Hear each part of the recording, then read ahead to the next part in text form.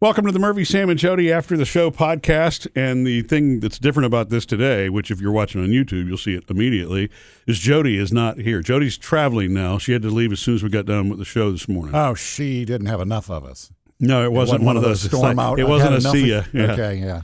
And so that leaves, me and Sam, which is kind of a dangerous proposition. What are we going to do? But what I thought we would do is I have compiled some of the DMs that we get from Facebook. And so we'll make this Ask the Husband, since Jodi and I are married, where I can answer some questions about Jodi without Jodi being here. You know this will be on the internet, right? Yeah, I know. And so we'll see how that goes. Mm-hmm. Actually, I think I'm pretty sure a lot of these I could probably, I would answer to her face, no problem.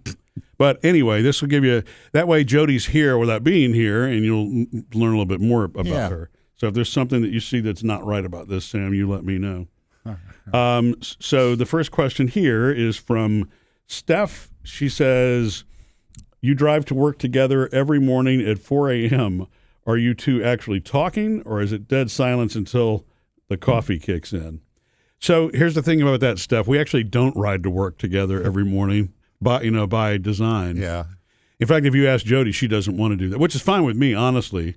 That kind of goes back to we were working together before we got married, and so we look at this as that we're two professionals working together, and there's nothing wrong with couples that actually do that. I do know some couples that to save money or whatever will ride together. So is she doing that because she wants to get here and get things started, because she doesn't want to ride with you, or she wants to have her car later in the day? I think it's all of those. Yeah, I think it's all of the above with that. But she's in her own headspace when she comes here and is looking at all the things that for 3 Things to Know and the Hollywood Outsider and getting up to date. You've got to be focused, and so she prefers that, and we see plenty of each other anyway. So I would think. But yeah, that, and I think it's funny, Sam. I didn't even think about that. You're right. We'd be tied together for everything the rest of the day.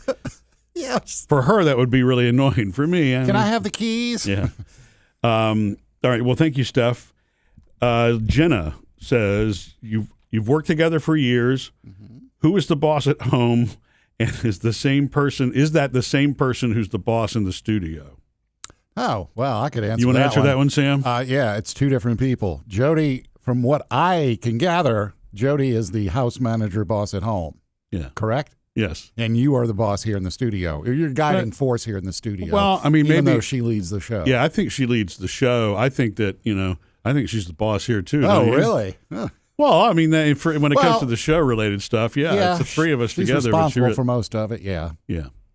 It's wise for us to consider her the boss, in both places. But and the thing is, I don't know that we necessarily look at it that way at home. I don't think she's necessarily telling me what to do, but she is by far better at orchestrating house stuff. Yeah, it's her organizational skills. I think we touched on this earlier in the week, that's her mentality. So she takes over at the house when it's like, we got to do this, we got to do this, we got to do this. Yeah. Pick up this, clean up that. Yeah.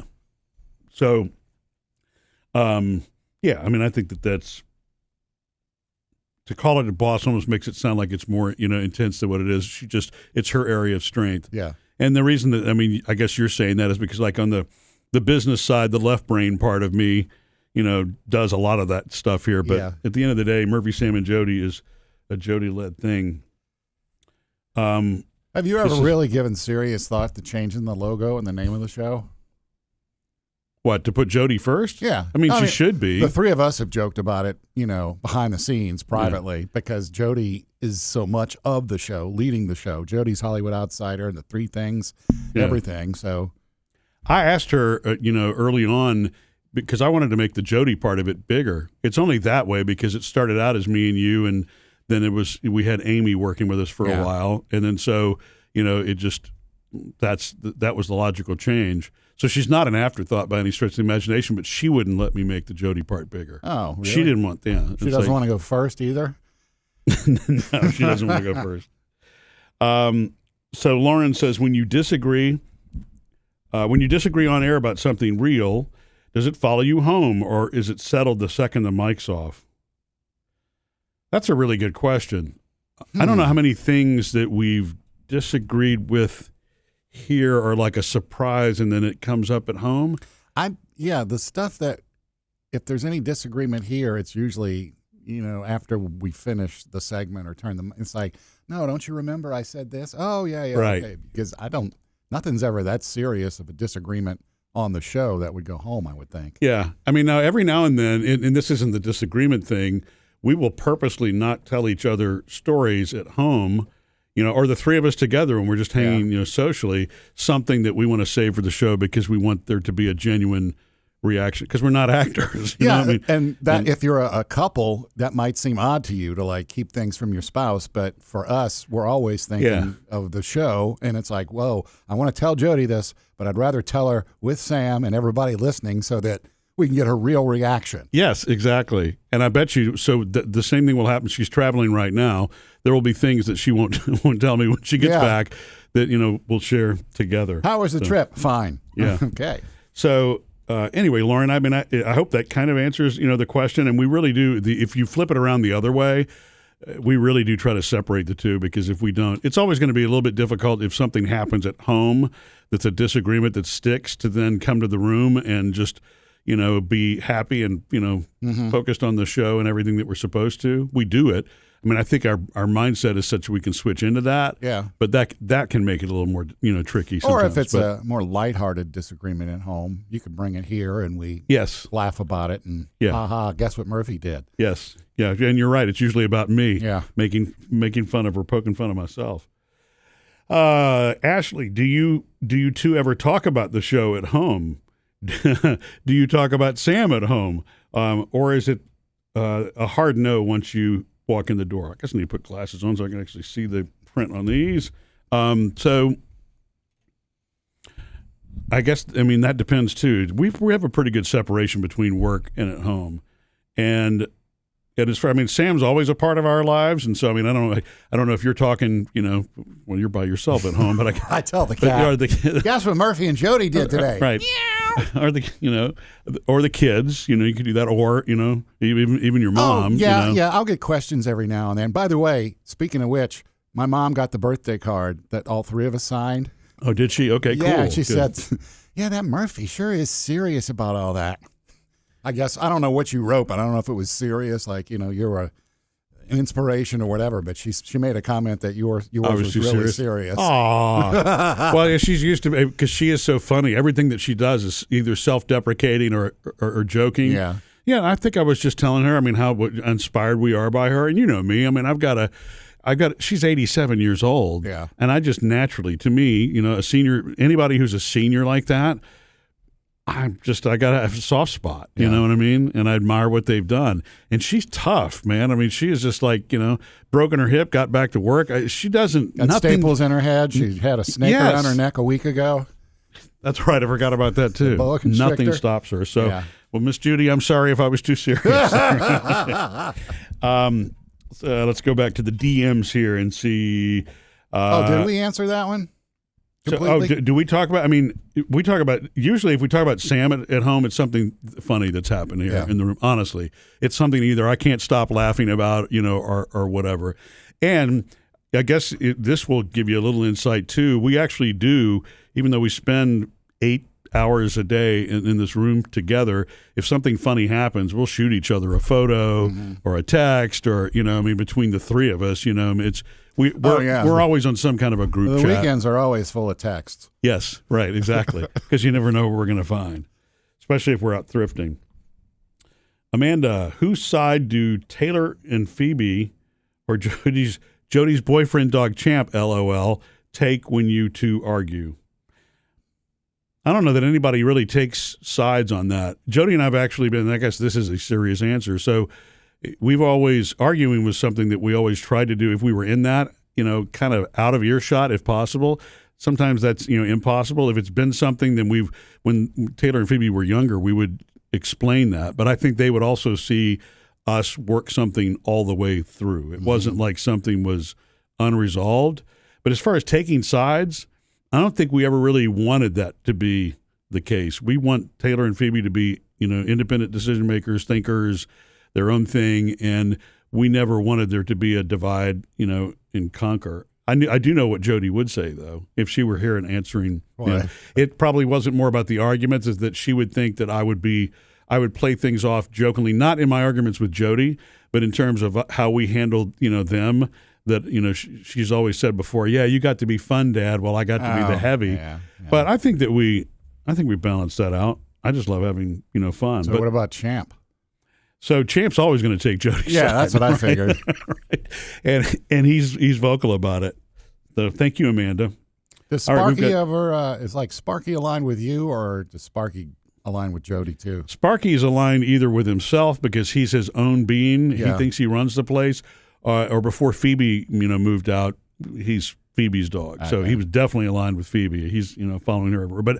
But because Jodi has now started spoiling both dogs more with treats and food and stuff, he follows her everywhere. Mm. I mean, absolutely everywhere. Because I'm not one of those. I do give the treats, but I don't feed. I'm just one of those that while I'm eating, I'm not going to feed a dog just because I don't want that pattern. I don't want that constant, while I'm eating. Oh, so she's feeding them treats from the table? Yeah. Oh. Yeah. I mean, they will. Sparky is up, with his paws on her knees the entire time she's eating now. Yeah. So, all right, 3 more questions. That's all we got. Who is the better parent? This is from Nicole. Who is the better parent in a crisis, and who's the fun one? Well, I guess we could just kind of answer that. She says, be honest. She's not here.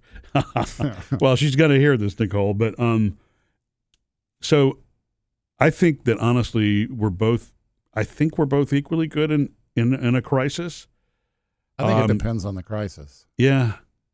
I mean, what do you see? Jodi, because Jodi absolutely can go into a let's solve it mindset, and she's got answers, and I've watched her do that with Taylor and Phoebe. It's just like she's not going to get upset, wound up. It's going to be here's what to do. I think Jodi has in a crisis, she's got a practical, quick solution.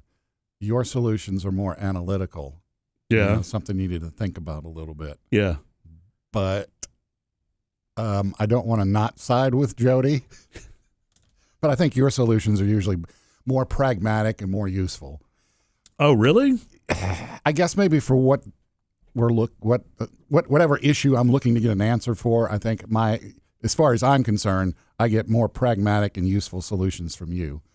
That's interesting. Than Jodi. But, the other day I had an issue recording something with, and that's not Jodi's forte, the computer and the equipment. Admittedly, and she says, why don't you just blah, blah, blah? And I was like, oh, yeah.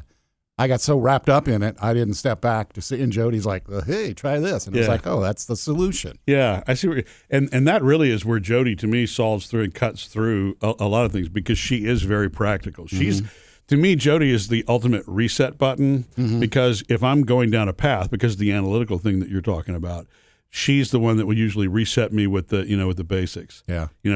She'll say, well, it's technology. What do you expect? Yeah. And which, of course, we'll debate it, because I love technology. She doesn't like technology. But many times it's not just because she doesn't like technology. She's right. Yeah. It's right. You're expecting something that is not a human creature to be, perfect and wonderful all the time. You're like, well, I guess that's true. Yeah. And I've noticed too, I guess like you, that, I get so wrapped up in it. Yeah. Whereas Jodi's just like that. Why don't you? Yeah. It's like, oh yeah. Okay. I got to back out now and do what Jodi says. Yeah. And I think that she's better at separating an emotional situation from, where you're just really make a decision, because you can't make any decision on something when you're emotionally clouded. Mm-hmm. I think we all have, as individuals, when we're the ones experiencing the problem, that's easier said than done because you're in the emotional moment, which I guess is the whole take a breath, wait 24 hours before you make that, whatever, what I mean, pause and give yourself distance from that. Mm-hmm. But from the outside perspective, I think she's always really good at resetting that part and saying, okay, you're in this too emotionally deep, So I think that she's very good at that. The opposite of that, though, that I have seen happen is because Jodi is usually like, just do this. There are times where she jumps in a little too fast. Oh, really? Yeah, it's like we're trying to figure something out, and she'll just like, do it. Yeah. We'll do this, and then we'll do that, and do it. And it's like, whoa, slow down. We got to make sure A goes before B goes before C. Yeah. Well, I mean, she'll tell she you. just wants to get it done. Yeah, she's a stick and move kind of person, which of course, again, is another great thing about her. She moves at an incredible speed. So I guess when it comes to crisis, back to your original question there, Nicole. I think unless it's a gecko or a roach, then Jodi is really. I think she's balanced. I think honestly, I think we're both pretty bad. Yeah. Okay, so last two questions. This one's from Brandon. So, what was the moment that you knew, like you actually knew that Jodi was the one? For the show or for marriage? Yeah, right. So that's one that we mentioned here before. I guess we could say both. I'm assuming Brandon means probably personally, but wow. Okay, so the three of us started working together first, and I mean, I think that, wouldn't you agree, Sam? The chemistry just kind of it really was there, like from the beginning. It's one of those things you can't create.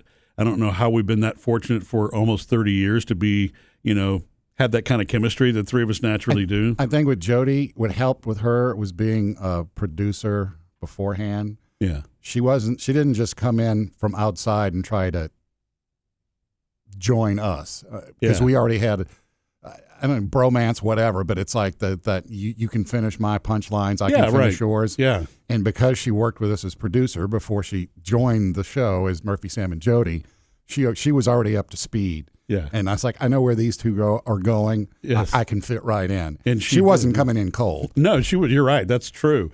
And because I guess somebody used to call that a boys' club. It's just two guys clowning around, which sometimes, there's a right time and there's a wrong time to do that.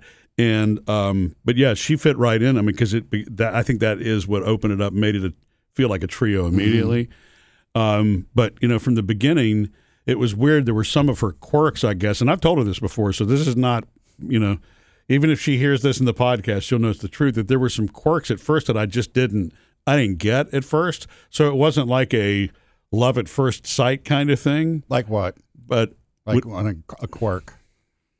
Leaving her shoes around, you mean? Or it was silly, stupid stuff. No, it's like there were a couple of other coworkers, and they would go into these soap opera conversations, and they're a fan of things or whatever. I mean, just there's nothing wrong with it or whatsoever. It was just funny to me how excited they got about that, and I was just in a different headspace. Now this is a long time ago too. Now but it wasn't anything major. It just wasn't like the click. It wasn't the usual conversation, but where it really all changed, I think, and it was born out of us working together, when you actually get to see somebody in action, their real personality, you're in a room together for 8 hours a day, 5, sometimes 6 days a week, depending on what's going on. And so you get to see all sides, and you can really see some of these patterns and know who they are more than just, putting on airs. And so when I saw her, working, just her work ethic and her, just like you were saying a minute ago about the ability to just fit right in with us. Yeah. I mean, she stood up for herself or whatever, or she would rightfully put us in our place, off air. Still whatever. does. Right. Yeah, right. Exactly. And so that all just, it fit and it worked well. And so it was a tremendous respect that I had for her first. It came out of first professional, then just her interaction with others, her standards, the way that she handles things, everything about her. It's just something that I truly began to admire. And then when we would sit and just have conversation, that's where I think it all really began to come together. And the craziest thing about that for me is that over the course of, a year or so, as that began to, develop, it almost became unspoken that we were going to be a couple. I mean, before I ever told her that I loved her or anything like that, I think it just kind of, it's weird. It gravitated into that. And I would love to hear her version of this too. But even as and then when we were an item, we were talking about getting married, it's so weird because there was nothing really formal about that either. I think we knew, okay, we're going to get married and we're going to be together. It just worked like that. And I know that sounds really simple, but that, Brandon, is how I knew that she was the one. It makes it really sound very Disney-like. I know at the beginning, realize over the last it'll be 27 years in November since we've been married. November. 12th. Yeah. Almost. You almost got me. But there are a lot of ups and downs in between. So working with your spouse is not necessarily an easy thing to do. We've talked about that, I think, before, on the show, but we have mutual respect for each other. We've managed to somehow weather those ups and downs, especially the really big, big downs. And I think that's the secret to getting through any relationship, because you can't expect there not to be low lows. It's how you handle the low lows and how you adapt and, move through that'll determine, where you go. So one of the things you just mentioned, too, was the fact that you just kind of knew. Am I correct? Neither one of you ever said, "Hey, you want to get married?" Or it was just. I didn't formally propose to her. Yeah, that's what I mean. Nor did she formally propose to me. I think the conversation just kind of became that, and we decided, yes. And what changed that also, because we were working together, and when you're in a company environment, you have to go to your boss and make sure that you're being upfront and clear about that, because most companies have policies about that. And it was so funny because Chris, who was our boss at that time, left us hanging. We had lunch with him, and said, "Hey, Jodi and I want to get married. Here's the thing. Date's in November, and we just want to make sure that you're good with that. Whatever we need to before we proceed with that." And he said, "Thank you." He said, "I need to think about this," which of course made for a very nerve-wracking weekend for us. Oh Lord, yeah. And then on Monday, he came back and said, "No problem." So thank you, Brandon. I mean, that's kind of a long way to the answer, but I hope it's the one you were looking for. Before I get to, Kayla's question here, so is there anything else that you think, because these wind up being husband questions, Sam, but, the three of us do work together. I'm just trying to, what are the common things that you get asked about the two of you? About the two of us or the three of us together? I do get asked if there is disagreements, Yeah.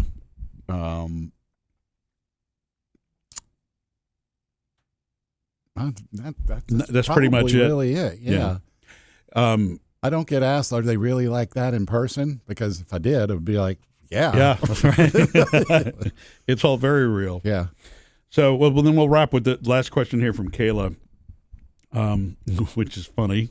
Kayla says, or she asked, if Jodi listens to this later, which she will, Kayla, by the way. If Jodi listens to this later, what's the one thing that you hope she hears you say?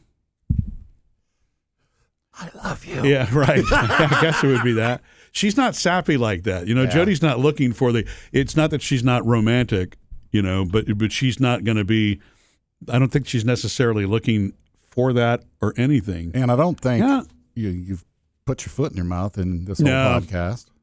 Jodi and I are pretty well aligned when it comes to that. I mean, she really is. If there's anything that I would want her to hear, it's the same thing I would want her to hear in person, which is she is absolutely my best friend. She absolutely is the love of my life. She has changed me more than any one individual has, in a very positive way. She's been very patient with me through things, and I know I have with her too. I understand that that's a two-way street, but there are things that the biggest change for me in my life, and the thing that she's been most instrumental in, that's also taken the longest time, is we're both very passionate people. We're both very definitive, decision-oriented. We're very in-charge people, both of us are, and that can cause you to collide because you're both passionate and you both have, distinct opinions on things. But when we first got into the relationship, I was a lot more, it's my way. And she never went for that anyway, just so that to make this perfectly clear, it's never been, my way. But what I mean by that is I was very hard at it. There were things that I would refuse to even hear certain conversations or arguments because I was so stubborn and not always really looking at the big picture. Yeah. And a lot of that comes out of my, family, upbringing because, it was a wonderful family upbringing, but it was sort of an authoritarian type rule in the house. And so you rebel against that as a teenager. And then by the time you're out in the real world in your 20s, you are pushing back against all those now things. that you're finally in charge. Right, exactly, yeah. And so she's been very, patient with the fact that I would, dig in on certain things. And even now I wonder, it's like, why did I dig in on those? And she'll tell you the same thing. I think she'll tell you that she's changed over time because we both have always communicated with each other transparently, even when it's difficult to do and the things that you don't, want to necessarily say or are comfortable. But I think that's, those would be the things that I would want her, if she were listening, to know, most about the relationship, as it's the best thing that's ever happened to me. It has been an incredible roller coaster ride, but an incredible journey with our two daughters and raising Taylor and Phoebe, with her and watching her be an incredible mom, which, like many moms, she had a lot of self-doubt about I think that's a maternal thing that you're always wrestling with, but she's been a fantastic mom, and I don't want to oversimplify it to say, and she's an awesome wife. It's more than that for me. It really is that she's, there's a depth there, and it's beyond best friendship. It's more than anything that I can explain. And for somebody that, she'll tell you, doesn't believe in soulmates. Yeah. Don't use that word. And I think that she doesn't like that because that was a term that she heard that was really misused a lot when she was, a kid. So that may be part of the reason for that. But I do think that is what we are. So I hope that answers that question. And listening to all of this, there's one thing I wanted to add too is that it's been almost 30 years now, and yes, there are fights. Yes, there are disagreements, whether they're personal, professional, whatever, at home, or, the three of us have all tied up here in the studio. Right. And yet, tomorrow, we're still back at it. Yeah, exactly. And you can hear us every day laughing and cutting up because it's like, it's good. It is good. You're right. It's genuine. I'm really glad you said that too, because even though I know that these questions were directed just about the marriage, part of things, it's a three-way marriage that we've got going here. And I don't know that most people get to experience that kind of thing. And it does take work. From the outside, it looks really simple. And I think it's for any relationship. But, the relationships that really stick are the ones where you kind of go through, the worst and you come back from it. And you probably come back from it with a better understanding of each other. And when you actually know, in this case, three people know each other as well as we do, that the quirks, the patterns, okay, she said this, but in 24 hours, this is what, Yeah. And you don't judge it anymore. You accept the parts that, don't need to change. And then the things that do need to change, everybody talks about and they change. Right. And so I think that's really, you're right. That's very astute. And it's genuine. This is coming back into what we do. I miss not having Jodi here, today for that, because it is the three of us. I hope it's not too boring of a podcast because it's just me and you hanging out. But but hopefully that gives you a snapshot of the questions for the husband questions, and the show. Yeah. And whenever Jodi does get back, we are going to ask her to comment on one of your comments. Oh, which one? Well, the question was about when did you know? Okay. And you even made a comment like maybe Jodi would have a different answer for this. So maybe we can get her answer for this. Yeah, exactly. We should totally do that. Well, thank you, Steph and Jenna, Lauren, Ashley, Amanda. I want to make sure I get the names right. Nicole, Brandon, and Kayla. I really appreciate you sending the DMs to us. And there are your questions for the one and only time that you're going to hear this, probably. Ask the Husband.